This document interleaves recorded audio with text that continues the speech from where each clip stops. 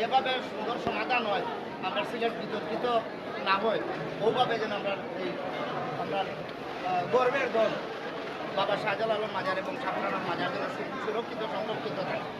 আর আমি অনুরোধ করব নতুন ডিসি যারা আইরা বা পুলিশ প্রশাসন যারা আইরা বা আমার বিশেষ করে সরকারের কাছে অনুরোধ, আমরা কিন্তু বিপর্যস্ত হইলাম গিয়া উসমানী মেডিকেল এবং উসমানী বিমানবন্দর আপনারা অবায় দৃষ্টি দেবেন, যেন দৃষ্টি দেওয়ার দরকার ওখানে হয়তো ওখানে ওইখানে লোক আমরা প্রতিটা মানুষ কোনো না কোনোভাবে আমরা সিন্ডিকেটের শিকার হয়ে যাবো।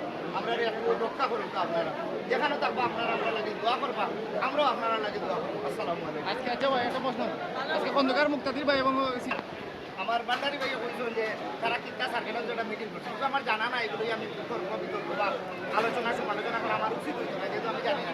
আমার কাছে লাগের বাদে একটা সিদ্ধান্ত আইব, কারণ মাজার কর্তৃপক্ষ যারা আছেন এরাও আমরা সিলেটি, আমরা দুজন মন্ত্রীও সিলেটি, আমার সিলেট সিটি কর্পোরেশনের প্রশাসক জনাব কাইয়ুম ভাই, কিন্তু এরা লোকে আমরা আসলে ফ্যামিলিগত সম্পর্ক আমরা কাছে লাগের, যেহেতু আমরা মই মুরব্বী হল বই গেছেন বালে একটা সিদ্ধান্ত আইব, আমরা সিলেট কোনো সময় তারার কারণে বিতর্কিত হইতো না, সুন্দর একটা সমাধান আমরা পাইব, এটা আমরা আশা এবং প্রত্যাশা রাখি। ধন্যবাদ।